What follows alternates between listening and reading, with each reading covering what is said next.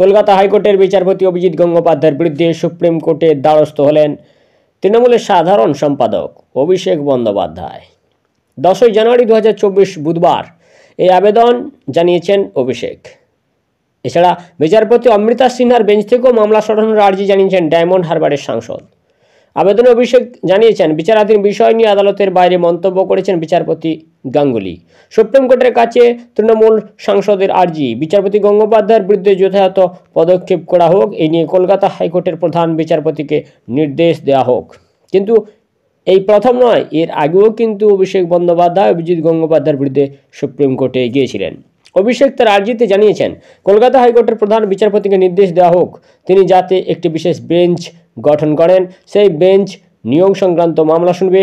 মূলত বিচারপতি সিনহার এজলাসে যে মামলাগুলি রয়েছে সেই মামলাগুলি যাতে এই বিশেষ বেঞ্চে যায়। পাশাপাশি অভিষেকের দাবি, বিচারপতি গঙ্গোপাধ্যায় আদালতের বাইরে বারবার যে একপক্ষের বয়ান তুলে ধরেছেন তা থেকে তাকে বিরত থাকার নির্দেশ দেওয়া হোক। ভারতীয় বিচার ব্যবস্থা এ কেমন সিস্টেম, যার বিরুদ্ধে বালতি বালতি ঝুড়ি ঝুড়ি বস্তা বস্তা অভিযোগ তিনি ঠিক করে দেবেন তার নামে অভিযোগ বা মামলাগুলি কোন জাজ কোন বিচারক জাজমেন্ট করবে, কারা বিচার করবে তিনি ঠিক করে দেবেন। কিছুদিন আগে অভিষেকের সম্পত্তি সংক্রান্ত বিষয়ে প্রশ্ন তোলেন বিচারপতি গঙ্গোপাধ্যায়। সংবাদ মাধ্যমের সামনে বিচারপতি প্রশ্ন করেন, একজন নেতা হিসেবে অভিষেকের সম্পত্তির উৎস কি? সাংসদ কি তার সম্পত্তির হিসাব দেবেন?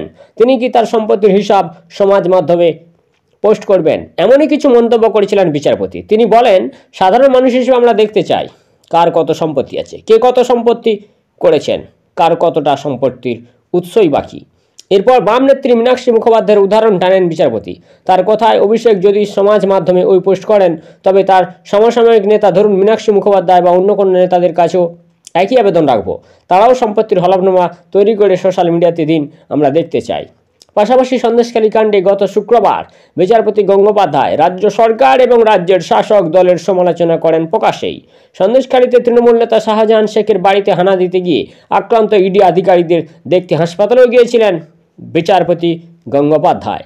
সেখান থেকে বেরিয়ে তিনি বলেন, ইডি অফিসারদের হাসপাতালে দেখতে গিয়েছিলাম, তখনও বলেছি দুর্নীতির তদন্ত আটকাতে রাজ্য সরকার কত টাকা সুপ্রিম কোর্টে খরচ করলো তার পরিমাণটা কি তারা জানাবে?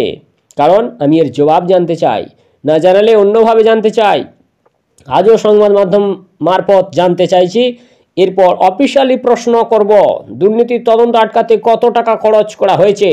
তাতে যদি আমার বিরুদ্ধে চিঠি লেখে, লিখুক না। পরে অন্যত্র বিচারপতি মন্তব্য করেছিলেন, এটা কী ধরনের রাজ্য চলছে, কী ধরনের প্রশাসন চলছে তা আমরা বুঝতে পারছি সকলেই। দেখা যাক কতদিন চলে তারা, আইনের মুখোমুখি হয়ে তারা কতদিন চালাতে পারে। ঘটনাক্রমে সোমবার বিচারপতি গঙ্গোপাধ্যায়ের অপসারণ চেয়ে একটি চিঠি জমা পড়েছে সুপ্রিম কোর্টে। ওই দিন সন্ধ্যায় হাইকোর্ট থেকে বেরিয়ে বাড়ি ফেরার পথে সাংবাদিকদের মুখোমুখি হয়ে বিচারপতি বলেন, ওদের অসুবিধা হচ্ছে, আমার বিভিন্ন পদক্ষেপে ওদের বিভিন্ন চোরেরা জেলে রয়েছেন, আরও কিছু জেলে যাবেন, সেই জন্যই আমার উপর এত রাগ। অভিজিৎ গঙ্গোপাধ্যায় সম্পত্তির হিসাব জানতে চেয়েছেন একজন সাংসদের কত বিষয় সম্পত্তি রয়েছে এবং দেশের নাগরিক হিসেবে জানতেই পারেন। তো একজন বিচারপতি তিনি এটুকু জানবেন না? অভিষেক বন্দ্যোপাধ্যায় এত ক্ষিপ্ত হয়ে যাচ্ছেন কেন? তার তো সব হোয়াইট মানি, তো এক্ষেত্রে ভয়টা কিসের? ব্ল্যাক মানি হলে তো মানুষের ভয় থাকে, তার হোয়াইট মানি। তিনি 5 পয়সা কারো খেয়ে বসেন না। এক বাপের বেটা যদি কেউ হয়ে থাকে সেটা প্রমাণ করে দেখাক। তারপর লিপস অ্যান্ড বাউন্সের 7.5 কোটি টাকা, সেই টাকা ইডি বাজেয়াপ্ত করেছে। অভিষেক বন্দ্যোপাধ্যায় এখন আর বলতে পারছেন না পুরানো ডায়লগ, একটা কানা করি 5 পয়সা প্রমাণ হয়ে যাক দুর্নীতি, আমি ফাঁসির কাঠে ফাঁসি মঞ্চে চলে যাব। অভিষেক বন্দ্যোপাধ্যায়ের তো ফাঁসির আবেদন করেন না বিচারপতি গঙ্গোপাধ্যায়, তো এইসব কথা বলেন। তাহলে একজন সাংসদ বলছেন যে দুর্নীতি প্রমাণ হলে আমি ফাঁসির মঞ্চে চলে যাব। কালীঘাটের কাকু তো বলেছিলেন তার বস, ওনার বস হচ্ছেন অভিষেক বন্দ্যোপাধ্যায়। সেই অভিষেক বন্দ্যোপাধ্যায়ের কোম্পানি কি তাহলে লিপস অ্যান্ড বাউন্সের 7.5 কোটি টাকা এবং কোটি কোটি টাকার যেখানে অভিযোগ আসছে, যদি সাদা টাকা হয়, ইমানদারির টাকা তো আপনার, আপনি বলছেন, আমরা কিন্তু বলছি না যে আপনার বেইমানির টাকা, কেউ বলছি না, কিন্তু প্রশ্ন হচ্ছে তদন্তে সহযোগিতা করতে এত কিছুর ভয়, এত কিসের বাধা? সম্পত্তির পরিমাণ জানতে চেয়েছে তো কী হয়েছে?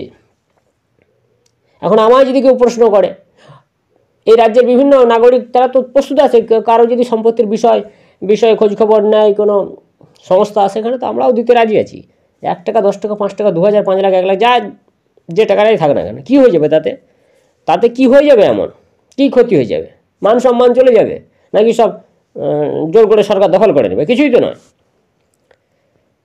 দুর্নীতির তদন্ত নিয়ে এক তো অসহযোগিতা, তারপর অভিজিৎ গঙ্গোপাধ্যায়কে অপসারণ, এবং যাদের বিরুদ্ধে অভিযোগ ওনারা বলছেন যে অমৃতা সিনহার বেঞ্চ থেকেও মামলাগুলো সরিয়ে দেওয়া হোক। অর্থাৎ আশ্চর্য লাগছে, ভারতীয় বিচার ব্যবস্থায় এমনও সুযোগ সুবিধা রয়েছে যে অপরাধ যার বিরুদ্ধে তিনি ঠিক করবেন তার মামলাটা কোন জাজ জাজমেন্ট করবেন, যারা বিচারপতি রয়েছেন সেটাও ঠিক করে দেবেন, পছন্দসই বিচারপতি যারা তারাই বিচার করবেন। আর যদি এই ধরনের সুযোগ সুবিধা না থাকে তাহলে দুর্নীতি তদন্তই বা এতদিন ধরে চলছে কেন? দুর্নীতি তদন্ত কি আর শেষ হবে না? লোকসভা ভোট তো চলে এলো, আর কদিন। তার আগে দুর্নীতির তদন্ত সেটা কি দেখতে পাবে? তদন্ত শেষ কি হবে, নাকি এই শিক্ষা দুর্নীতির তদন্ত রহস্য হয়ে থেকে যাবে? অভিষেক বন্দ্যোপাধ্যায়, আপনার দলের মন্ত্রীরা জেল খাটছে, আপনি এই দলের সম্পাদক, সাধারণ সম্পাদক, সর্বভারতীয় তৃণমূল কংগ্রেসের সম্পাদক ছিলেন, এখন যেহেতু আপনার দল সাধারণ তাই সাধারণ সম্পাদক। তো আপনাদের কখনো কি এই সৎবুদ্ধিটা মনের মধ্যে আসছিল না যে শিক্ষা দুর্নীতি কোটি কোটি টাকা, এই যে 100 কোটি টাকা বাজেয়াপ্ত করলো এই যে দুর্নীতি হয়েছে, বড়সড় দুর্নীতি হয়েছে, আপনার মন্ত্রীরা তো জেল খাটছে দুর্নীতির দায়ে। এই দুর্নীতির তদন্ত কি হয়েছিল? আপনি রাজ্যের মুখ্যমন্ত্রী পুলিশ মন্ত্রীকে বলেন না যে দুর্নীতি দমন শাখা রয়েছে এখানে, সেই অফিসারদের দিয়ে কেন তদন্ত করাতে পারছিলেন না? দুর্নীতি দমন নামকরা পশ্চিমবঙ্গের শাখা, আপনার সরকারের শাখা বুঝতেই পারলো না যে এত বড় মারাত্মক দুর্নীতি ঘটে গেছে এই রাজ্যে। চাকরি প্রার্থীগুলো ভিক্ষার বাটি নিয়ে এখনও ছুটাছুটি করছে। আসল চাকরিজীবী, তারাই আসল যোগ্য চাকরিজীবী হওয়ার কথা ছিল তাদের ভিখারি বানিয়ে দেওয়া হয়েছে। ভিক্ষার বাটি নিয়ে তারা দৌড়চ্ছে রাস্তায়, রাজপথে মার খাচ্ছে, পুলিশ লাঠিচার্জ করছে, বাথরুমে বন্দি করে দিচ্ছে ভালো ভালো ছেলেদের। সেই শিক্ষা দুর্নীতির তদন্তের আসল কাণ্ডারি অভিজিৎ গঙ্গোপাধ্যায়ের জন্যই তৃণমূল কংগ্রেসের হাল বেহাল, কোণঠাসা হয়ে যাচ্ছে দিনকে দিন দল। সেই অভিজিৎ গঙ্গোপাধ্যায়ের বিরুদ্ধে এই নিয়ে প্রথমবার নয়, অভিষেক বন্দ্যোপাধ্যায় বারবার মামলা করেছেন সুপ্রিম কোর্টে। এছাড়া দলের অন্যান্য ছোট বড় নেতা তারাও মামলা করেছেন।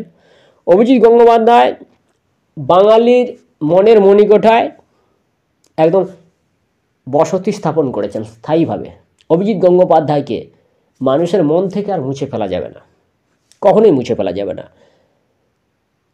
এখন মামলা যদিও অমৃতা সিনহার বেঞ্চে বেশ কয়েকটি মামলায় চলছে, এসবে কিচ্ছু যায় আসে না।